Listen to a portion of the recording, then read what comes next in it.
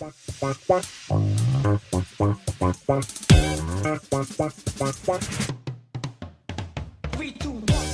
right, here we go. You guys, yesterday was syllabus day. This is day, well, really the first actual day of our Dino 101 class. Cheers to that. I was thinking about like maybe every day we have a specific dinosaur, like a dinosaur of the day, right? Because we're gonna have certain topics. Today we're gonna talk about what is a dinosaur. How do you know a dinosaur when you see it? Whether it's in a movie, whether it's, oh, hey, Grace, whether it's a movie, whether it's in a museum, TV, walking down the street, maybe. How do you know a dinosaur from a dinosaur? I think we should also every day nerd out about at least one awesome dinosaur. And so today I wanted to start with one of my favorites. And actually this question came from, where is it? Oh, from SZCU4S4. I don't know who that is, but you asked, what is the coolest dinosaur we've never heard of? And in my mind, at least in the top three, it's this guy. Hope you guys can see that. So this is Coelophysis. I knew it. Sorry, I was just wow. So I love that you guys. If you guys know it, you can raise a silent hand. That'd be helpful. So this is Coelophysis, right? It kind of looks like Velociraptor. It was a little bit smaller, maybe like 2/3 of the size of the raptors we saw in Jurassic Park, which again were not raptors. We'll get back to that. It's about 2/3 their size. I really like them because, well, there's a number of reasons. So first of all, a lot of people don't know about Coelophysis. Again, just like our friend said, what's the coolest dinosaur we've never heard of? Well, that's one. Hold on one sec. I need to bring up something.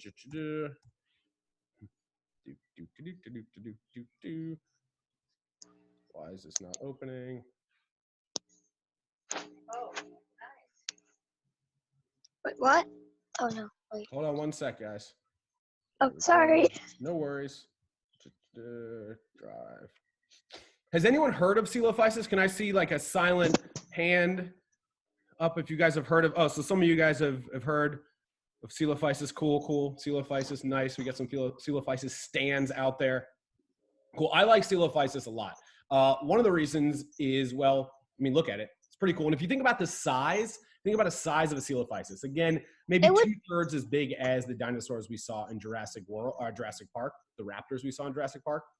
So because of that, because of its size, and because they, I don't know, they look kind of fun and sprightly, I think that Coelophysis is probably, if not the, but one of the most underrated dinosaurs, right? And for a number of reasons. So first of all, the fossil itself is really cool. We'll talk about that in a second. The animal's biomechanics, like the way it actually moves and the way its morphology, the shape of its body is pretty cool for a number of reasons. And it honestly I think it might be one of the best contenders for best dinosaur to have as a pet. Like if you could choose any dinosaur to have a pet, at least for me, I think I would like Coelophysis. But it would, now that I think about it, it might eat me. Eventually, yeah, it would probably try to eat me. That's fair. I mean, but a lot of carnivores would. Tablet is so one of the coolest things about Coelophysis, I think, is, so we found a mass grave. I'll say we a lot collectively to talk about scientists and paleontologists. We found a mass grave in a place called Ghost Ranch, New Mexico, that has over 1,000 Coelophysis skeletons. Like that is a ton for one bone bed. And so we think they were maybe killed in a flash flood, but it's pretty definitive proof that these guys lived in packs. Right, so you can imagine an animal, much like a velociraptor, a little bit smaller than the ones in Jurassic Park, hunting as a group. And you get 1,000 of them together, that is going to be a deadly force, right? And so we even know what they were eating because some of those specimens, some of those skeletons were preserved so well that we can see what was in their stomach contents when they died. In fact, there's a really, really cool fossil replica in the tile underneath the American Museum of Natural History on the subway platform. So there's a bunch of different fossil replicas in the tile, in the downtown subway platform under the American Museum of Natural History in New York City. I miss New York. And it actually has that fossil, and you can see underneath the long, skinny ribs, all these tiny little bones. And so we can look at those bones and see exactly what this carnivore had for its last meal. We know they were predators. They had sclerotic rings, which are little bones around their eyes that were facing forward, which means they probably had pretty good, if not excellent, at least daytime vision, possibly similar to modern birds like eagles and hawks. Like I said, it would probably kill you eventually.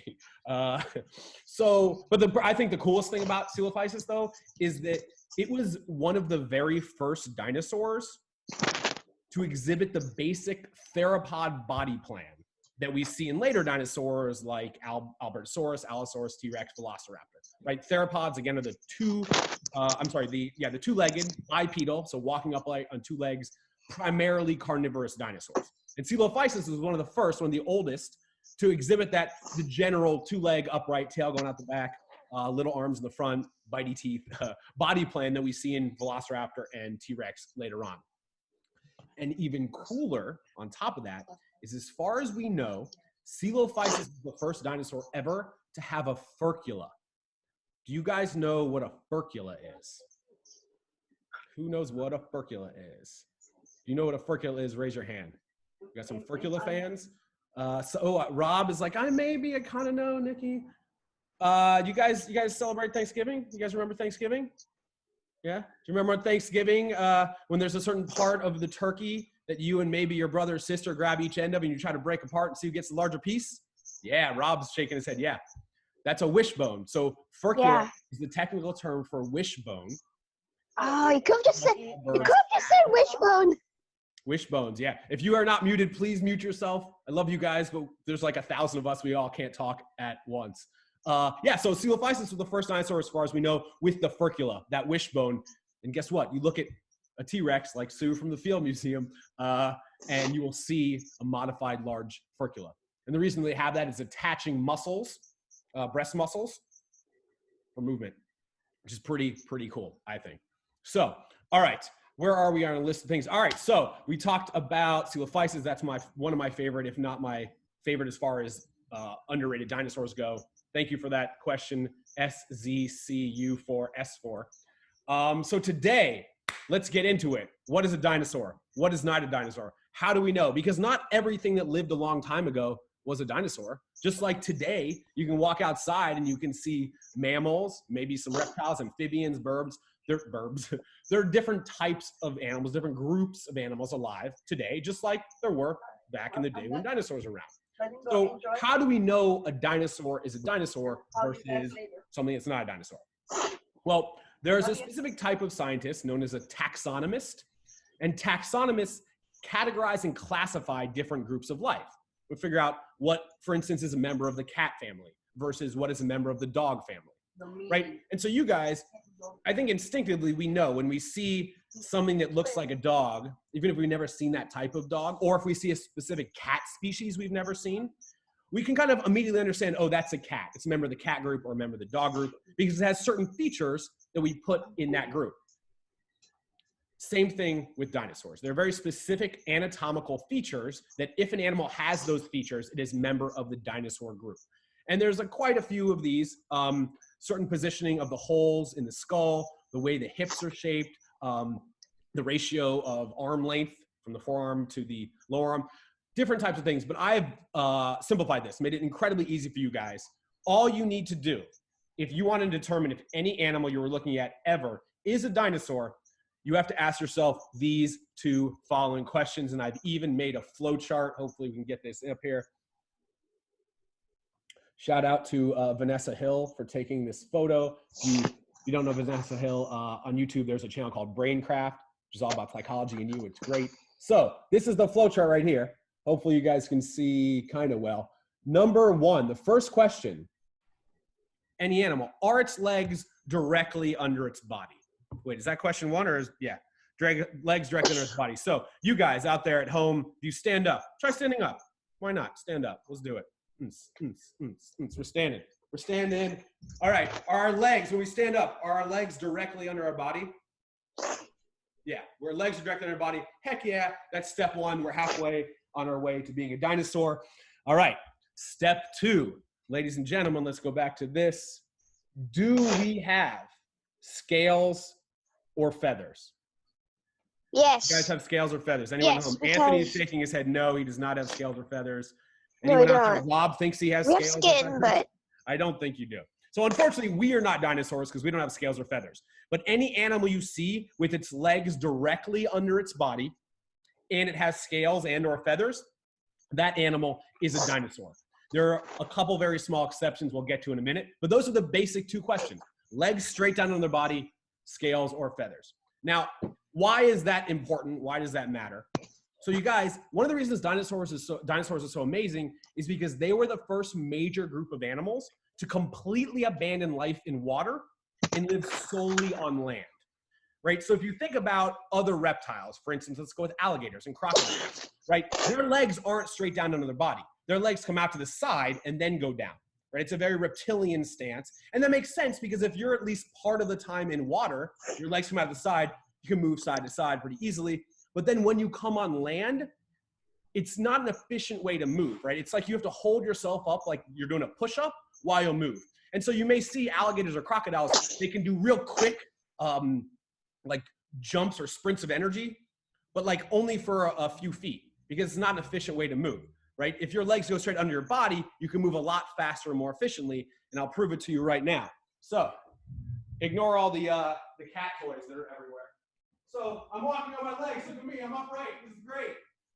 Legs on my body. Look how quickly and fast I can move from here all the way over here. Doesn't take a lot of energy. Boom. Crushing the game. Now, what happens if I got to angle this down? Hold on one second. There we go.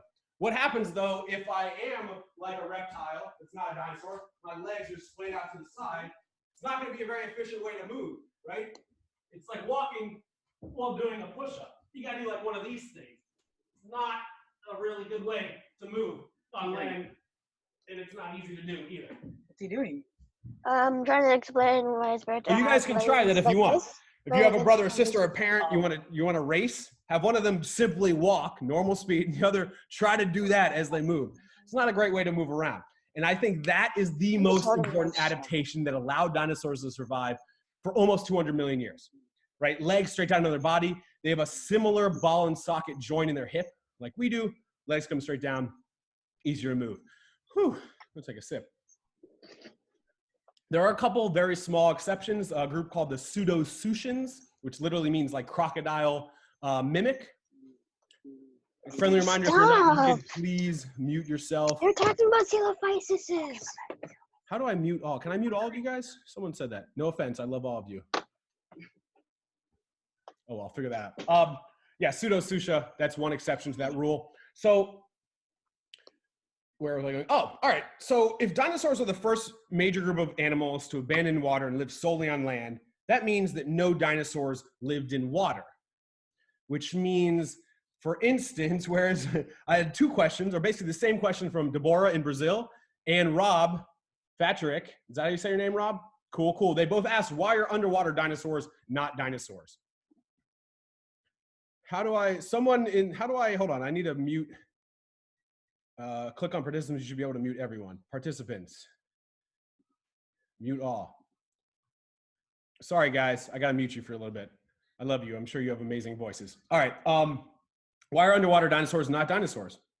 Well, first of all, no dinosaur lived exclusively solely in water. So if you think about animals that were alive at the time, most of the ones that lived in water, at least the big ones we think of, are marine reptiles. Things like plesiosaurs, which kind of look like the Loch Ness monster. You got ichthyosaurs, which kind of look like dolphins with bigger paddles and a little bit chubbier. And then you got mosasaurs, which are just terrifying. If you watch Jurassic World, there's a scene where they have a giant mosasaur jump out of the water and eat a great white shark. They made that mosasaur like 3 times bigger than it should have been, but they're still very cool animals. In fact, one detail they did get right, which was very cool, is mosasaurs, much like some eels, they had palatal teeth. So palatal teeth are teeth that come out the top of your palate, the top of your mouth. So imagine you have a couple teeth on the top in the center of your mouth, which is a pretty cool adaptation to be able to grab onto and hold on to prey. But unfortunately, at least for them, they are not dinosaurs. They're very cool, just technically not dinosaurs. Legs don't go under their body, flippers out to the side, didn't live on land.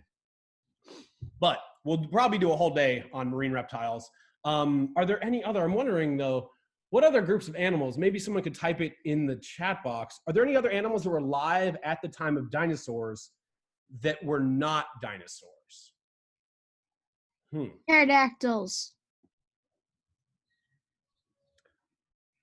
So I think I see a couple people. Yeah. So flying reptiles. So we had There's marine actually reptiles. no such thing as pterodactyls because it's actually pterosaurs. And pterodactyl. Okay, there we go. Yeah, so pterodactyl is a type of pterosaur. So pterosaurs are flying reptiles like pterodactyl, Quetzalcoatlus, pteranodon. These are flying reptiles that lived at the same time, but technically were not dinosaurs. We don't think they had something called pycnofibers, which isn't really like hair. It's kind of like, anyway, leg morphology, shape, very different. Cool, very cool group of animals. Pterosaurs, flying reptiles, first group of animals on this planet with a backbone to be able to fly. So first vertebrates to be able to fly. Before that, I think it was just insects. So that's pretty cool for pterosaurs. We're going to do a whole day on pterosaurs too, because they deserve it. They are great. Now, I've mentioned a lot about like how we know a dinosaur is a dinosaur, legs are on its body, scales or feathers. So I'm just wondering, can you guys think of any animals that are alive today, extant, not extinct, but extant, living animals today that have legs under the body and scales and or feathers?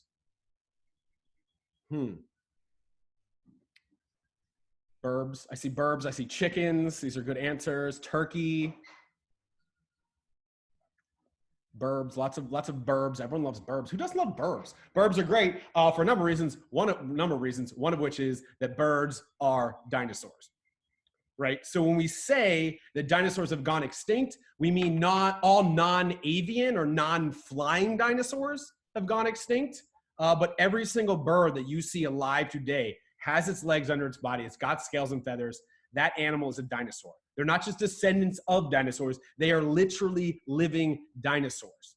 Just like humans are a special type of ape, special type of primate, birds are a special type of dinosaur, and the only ones that are still alive today. We're going to do a whole day on birds and feathers. We're going to do a whole day on extinction and how maybe birds actually survive that. We'll get into that. But that is pretty cool because that means when we celebrate Thanksgiving, when the Eagles win the Super Bowl, when I look outside and I see a robin, those are literally all dinosaurs. Dinosaurs are amongst us today. And in fact, by some counts, there are probably more bird species on this planet than mammals, amphibians, and reptiles combined. So when we say dinosaurs are extinct, nah, they are alive and crushing the game on, I think, every continent at this point, which is pretty cool. I work with museums. I should have mentioned that. I do a lot of science communication with museums. And I had a really good idea the other day, and I don't know if any of you work at like a textile or fashion museum, but if you do, like hit me up. I would love to help you design a behind the seams tour. There you go. There's your dad joke for the day. I don't know. I thought that was pretty good. Jackie does not look happy about that joke. All right, so you guys, today we talked about is it a dino? Now we know how to identify a dinosaur when we see one, but how do we know they were here in the first place? Other than the birds we see outside, how do you know dinosaurs existed at all? Well, that's what we're going to talk about tomorrow. We're going to talk about fossilization. How does a dinosaur become a fossil? How do things in general fossilize? How do we find them? So tomorrow's all about fossilization. That being said, again, I have a general idea of what I want to talk about, but I need to know your fossilization specific questions. It can be about how something dies, how it becomes a fossil. It can be about taphonomy. We talked about T-A-X, taxonomy earlier, where you group animals based on shared characteristics. T-A-P-H-onomy is the study of what happens after an animal dies, like from the moment it dies, what happens with its body after that. So if you want to know about that, you want to know about how they died, about how fossils become fossils, how we dig up fossils, what we do with them, how we tell a real fossil from a replica, what happens if you find one. All your fossil questions, drop those in the comments in the chat box, and I'll infuse those tomorrow into our talk. And I'm going to call to you guys again, just like today. I know Rob had a couple great questions I got to talk about. I don't know if Leia's here or not. I hope my mom is watching. Okay, Zoomer. So let's see, what am I forgetting? We did this, we did that. Yeah, so tomorrow, fossils. It's gonna be great. Drop your questions, we're gonna hit them tomorrow. Same bat time, same bat channel. Every day I'm gonna hopefully figure out how to get Zoom to work properly right from the get-go, but the same link should work on Zoom. I'll be here on Instagram Live as well. But I think that's about it for today. So remember, whether you're asking questions, digging in your couch for loose change, or simply trying to figure out what the heck animal this came from, which I think you guys already know. Never stop digging. Bye, guys. See you tomorrow.